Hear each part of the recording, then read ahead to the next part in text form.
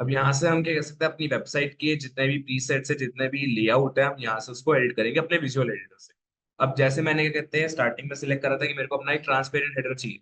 जैसे हेडर पे मैंने यहाँ पे क्लिक करा, यहाँ आपको शो हो रहा होगा कि मैंने अपना हेडर का स्टाइल थोड़ा इस हिसाब से ले रखा था कि लोगो एक तरफ और जो मेरा मेन्यू है वो दूसरी तरफ, ठीक है, लेफ्ट टू राइट साइड वाले में रहे, और मेरा बैनर ट्रांसपेरेंट रहेगा फुल स्क्रीन पर। ठीक है, अब मैं अपने हेडर को अगर चेंज करना चाहिए यहाँ से मैं चेंज कर सकता हूँ। फिर उसको मैं अभी सेव पे क्लिक कर दिया। अब यहाँ पे वो सेटिंग्स अप्लाई होने लग जाएगी। ठीक है, अब बेसिकली जो हमारा ये साइट बिल्डर है, जो हमारा विजुअल एडिटर है, यहाँ पे आपका जो जोहो की वेबसाइट होगी ना उसका लेआउट रेडी करा जाएगा। जैसे यहाँ पे हो चुका है, लोगो टॉप पे, नीचे आपके मेन्यूज आ गए। ठीक है, यहाँ से आप अपनी वेबसाइट को देख सकते हैं और आपको अपने हर पेज के हिसाब से यहाँ पे लेआउट देखने को मिल जाएगा। अब मानते हैं कि आपने यहाँ पे डेस्कटॉप का तो देख लिया।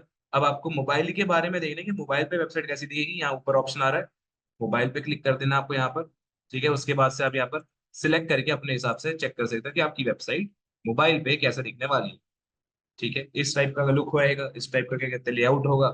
तो विजुअल बिल्डर पे आप ये सिलेक्ट कर सकते हो कि आपको कौन सा लेआउट रखना है, कौन सी वेबसाइट आपको कैसे बनानी है। ठीक है, डिस्कार्ड कर देते हैं इस चेंजेस को। अब आते हैं हम कॉन्फ़िगरेशन के बारे में। कॉन्फ़िगरेशन में होंगे आपके वेबसाइट की जितने भी डोमेन्स हैं, एसएसएल है, एसईओ करवाना है, सोशल मीडिया के साथ कनेक्ट करवाना है, तो जितनी भी इंटीग्रेशंस होंगी, आपको कोई दूसरे प्लेटफॉर्म से दूसरे एप्लीकेशन को एक साथ कनेक्ट करवाना पड़ेगा, वो सारा यहाँ पर available. Sir domain and SSL के अंदर अपना डोमेन आप खरीद के सिलेक्ट कर सकते हो।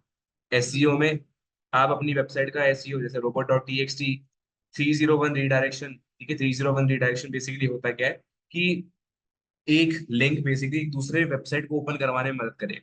ठीक है, एक वेबसाइट का डोमेन दूसरे वेबसाइट के डोमेन को हेल्प करवाने में मदद करेगा। ठीक है, और एक ये परमानेंट रीडायरेक्शन होती है, तो इसका भी आपको ध्यान रखना है कि अगर आप 301 रीडायरेक्शन डालते हो तो आपकी वेबसाइट का जो डोमेन है वो किसी और वेबसाइट को ओपन करवा कर देगा। इस चीज का भी खास ध्यान रखना, और ये आपके काम तब आएगा। फॉर एग्जाम्पल आपने एक डोमेन ले रखा है, ठीक है, एक डोमेन आपने परचेज कर रखा है, उसके अंदर एक ट्रैफिक अच्छा खासा आ रहा है, पर अब आप चाहते हो कि उस डोमेन को आप एक ऐसा मीडियम मान के लेके चलो कि उसका ट्रैफिक उछलकर सीधा आपके जोहो वाली वेबसाइट पर आ जाए जो आप ये नई वाली बना रहे हो, तब आप अब ये रिडायरेक्शन यूज करोगे, वरना इसको करने की जरूरत नहीं है।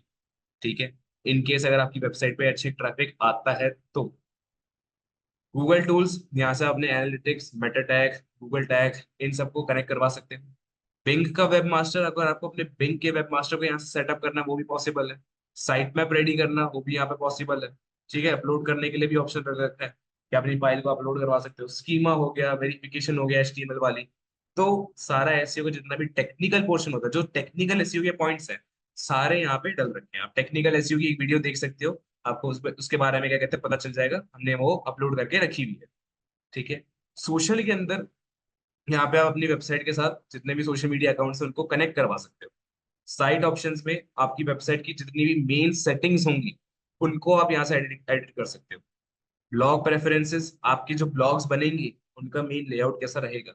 ठीक है, मेन प्रेफरेंसेस उसकी क्या रहेंगी, कैसे वो लोगों को दिखना चाहिए, वो सारा यहाँ पे शो होगा। मैसेजिंग बार, अगर कोई आपको मैसेज करना चाहता है तो वो कैसा शो होगा, कैसा दिखेगा। मैसेज बार के अंदर कंटेंट क्या रहेगा उनके लिए वो बताना। मेन्यूज, मेन्यूज में आप अपने मेन्यू बना सकते हो, जैसे home, about, contact, service, blog, जो भी आपको ऑप्शन बनाने, जो भी आपको ऑप्शन डालने हैं। रीजन, यहाँ से आप सिलेक्ट कर सकते हो कि भाई जो लोकेलिटी है, टाइमिंग्स है, वो कहाँ की फॉलो होगी। ठीक है, और डोमेन एसएसएल वगैरह तो हमने देख लिया है। रोल्स एंड परमिशन, यहाँ पे जितने भी आपके यूजर्स होंगे उनकी परमिशंस को आप मैनेज कर सकते हो, पासवर्ड वगैरह आप कनेक्ट करवा सकते हो। इंटीग्रेशंस के अंदर आप अलग अलग जितने भी हमारे जोहो के एप्लीकेशंस होंगे उनको आप अपने जोहो साइट के साथ कनेक्ट करवा सकते हो। फॉर एग्जांपल, अगर आपकी जोहो साइट पे इनका एक फॉर्म लगा रखा है, तो ये मेंबर सिंक का जो जोहो सीआरएम है उसके अंदर वो सारी इंफॉर्मेशन स्टोर होती रहेगी। ठीक है, एक तरह से क्या कहते हैं, एक सिंपल सा एग्जांपल है इसके लिए कि आपका जो इंफॉर्मेशन होगी, जितना भी डेटा जोहो साइट्स के अंदर आएगा सामने वाले यूजर से, सारा आपके पास स्टोर होता रहेगा जोहो सीआरएम की मदद से। रिपोर्ट्स, रिपोर्ट्स में आप मैनेज कर सकते हो कि जो टोटल इंसाइट्स है, समरीज है, डेटाज है, वो सब। ठीक है, अब आते हैं एडिटिंग के ऊपर जो मेन कस्टमाइजिंग होती है। टेम्पलेट्स पर आप आ जाओ, एडिट टेम्पलेट पर आप क्लिक कर दो। ठीक है, उसको बैक कर लेते हैं, शायद यहाँ से ओपन नहीं हो रहा, कोई नहीं, हम पेजेस पे जाते हैं, पेजेस से एडिट कर देते हैं। पेजेस पे आने के बाद यहाँ पे ऑप्शन आ रहा है हमारा एडिट पेज इन्फो और एडिट कंटेंट।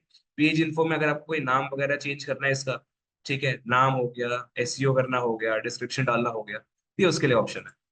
मेन हमें अगर जाना है, अगर कस्टमाइजिंग करनी है तो एडिट कंटेंट के अंदर होम पे जाते हैं, एडिट कंटेंट। अब यहाँ पे क्या कहते हैं, हमारा बिल्डिंग ब्लॉक से ऑप्शन शो करवाएगा, जैसे हमारा क्या कहते हैं एलिमेंटर के अंदर है। ठीक है, इसको हम हटा देते हैं यहाँ से।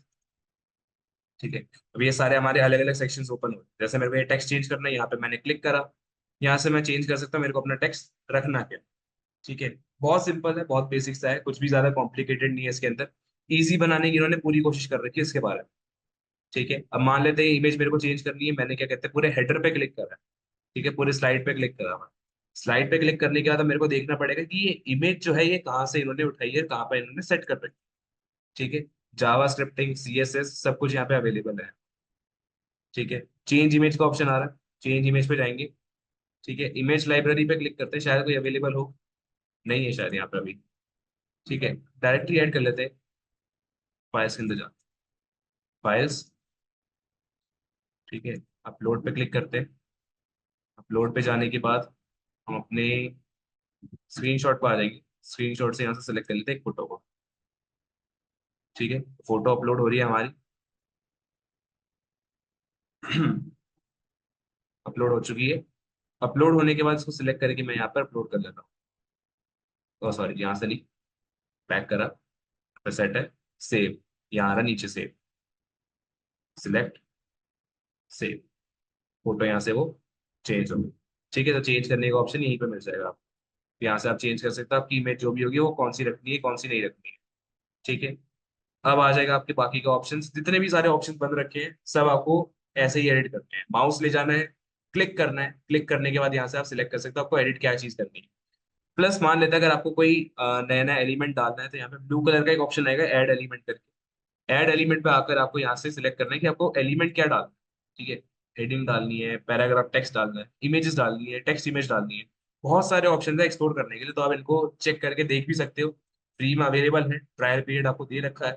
ठीक है, इसके आपको कोई भी चार्जेस नहीं पे करने हैं। ठीक है, ये सारे क्या कहते हैं अवेलेबल है, फ्री ऑफ कॉस्ट है। ठीक है, तो एक नया सेक्शन ऐड करना है एकदम फ्रेश और न्यू, तो उसके लिए ऐड सेक्शन का ऑप्शन आ जाएगा यहाँ पे। आप अगर अपने माउस को किसी सेक्शन के ऊपर रखोगे तो यहाँ ऐड सेक्शन आ जाएगा, एकदम फ्रेश न्यू सेक्शन क्रिएट हो जाएगा एक ही क्लिक के अंदर। एक सेक्शन आ गया। डिलीट करना है, यहाँ डिलीट का ऑप्शन भी है। ठीक है, डिलीट हो गया यहाँ पर। और भी कोई नया एलिमेंट डालना है यहाँ पे, वो ऑप्शन भी आपको मिलते रहेंगे। तो क्या कहते हैं वेबसाइट बनाना इसके अंदर बहुत ज्यादा ईजी है। और जब आपकी सारी एडिटिंग हो जाएगी, उसको आप पब्लिश कर सकते हो। ठीक है, पब्लिश करने के बाद ये आपसे पूछ रहा है कि कोई डोमेन वगैरह आपको लगाना है कि नहीं, कोई डोमेन के साथ कनेक्ट करना चाहते हो कि नहीं। क्योंकि एंड प्रोसेस यही रहता है, क्योंकि आप अपनी वेबसाइट को इस लंबे चौड़े नंबर के साथ नहीं शो करवाओगे लोग, है ना, तो आपको एक नया एक डोमेन खरीदना ही पड़ेगा अपने लिए। तो उसका ध्यान रखना है आपने। ठीक है, बैक कर देते हैं अब यहाँ से, क्योंकि हमने सारी सेटिंग्स अब कर ली है। ठीक है, डैशबोर्ड पे आते हैं वापस। तो ये था हमारा वेबसाइट एडिटर, जो हम जोहो के ऊपर करते हैं। और ऐसे ही क्या कहते हैं बहुत सारे अलग अलग टूल्स हैं, अलग अलग प्लेटफॉर्म्स हैं हमारे जोहो के अंदर। ठीक है, और भी आप एक्सप्लोर करना चाहो वो भी सब पॉसिबल है। नए नए आप उसको जानना चाहते हो वो सब भी इसके अंदर आपको अवेलेबल हो जाएगा। ठीक है, तो यही था आज के लिए। उम्मीद है आपको समझ आया होगा कि हम जोहो को कैसे यूज करें और कैसे उसको हम सेटअप करते रहें। अगर आपको वीडियो अच्छी लगी है तो नीचे आपको एक मैसेज बॉक्स मिलेगा, वहां पे आप शेयर कर सकते हो कि आपको वीडियो के बारे में क्या क्या आपके ओपिनियंस है। ठीक है, कोई भी चीज अगर आपको नहीं समझ आई है, कोई भी आपकी क्वेरीज है, उसको भी आप मैसेज बॉक्स के अंदर डाल सकते हो। ठीक है, और उसको मैं जल्द से जल्द कोशिश करूंगा कि आपके जितने भी आंसर्स हैं वो सारे के सारे आपको मैं प्रोवाइड करवाऊं ऑन टाइम। ठीक है, थैंक यू वेरी मच।